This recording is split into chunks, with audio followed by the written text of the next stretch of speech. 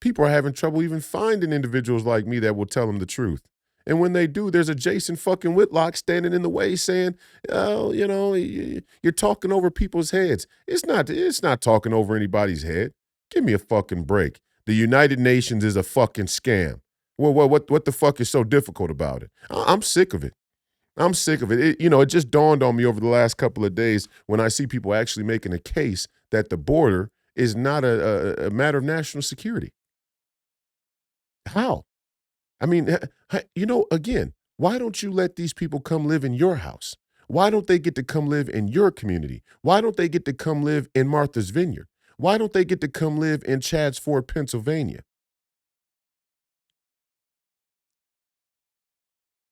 Why don't they get to come live in Baldwin Hills or in Silicon Valley? Why doesn't Mark Zuckerberg build a structure, a huge structure to house migrants? You know, the Waltons. Hey, why don't the Waltons take their vast real estate empire? A lot of people think that Walmart is a retail giant, and Walmart is a real estate giant. Why doesn't Walmart take some of its retail? Its real estate property and build some structures for these illegal immigrants because they don't give a shit. They don't care. This has nothing to do with any type of systematic improvement of the American workforce or the diversity of the country. As all these people saying it's about diversity, equity, and include. Give me a break. Give me a break.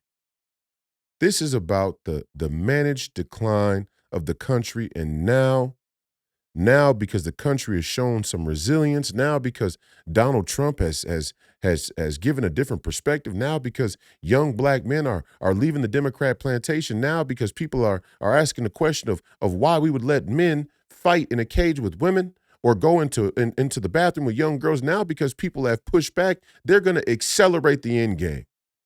That's what the fuck is taking place here. And a lot of you out there are still concerned with the language. If I see one of you fucking milk toast, conservative motherfuckers tell me to stop using profanity, I might slap the fucking taste out of your mouth. Don't do it in person.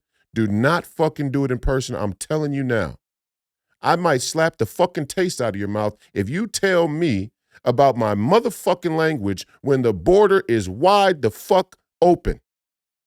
You find a way. You find an attitude. You find a speech pattern. You find a set of words that accurately articulates the desperation and gravity of what we're dealing with right now. Are those words good enough for you? I love when they say, "Oh, when you curse it, it shows that you have a lack of education, a lack of intelligence." Fuck you.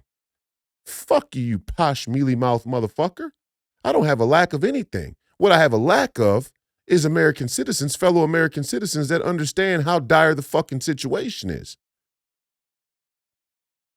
When the French are coming, you say the French are coming. And when you yell the French are coming, the French are coming and nobody seems to change course. Nobody seems to stop what they're doing. Uh the only thing to do is to go louder and to become more extreme. That's it. You're the cause of my profanity. You out there, you mealy mouthed motherfuckers who think that you can just talk your way into some pseudo political progress, you're the reason why we have to do this. You're the reason why you are responsible for Donald Trump. Steve Bannon told you. He told you that what happened there in 2009 when the housing market collapsed and the government and the Fed bailed themselves out, bailed out the people who did the crimes. That is what sparked Donald Trump. And it's not just that. It goes all the way back to 1913.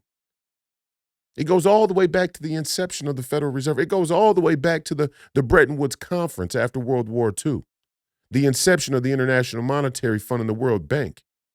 It goes right up to the Iraq War, the war in Afghanistan, the war in Vietnam, shooting JFK, killing Martin Luther King, killing Malcolm X. It goes right to those moments where we all knew there was something wrong, and all you polite, polished puppet motherfuckers sat by and didn't do a damn thing. That's why we have to use profanity now, right? You ever seen an arm get gangrene?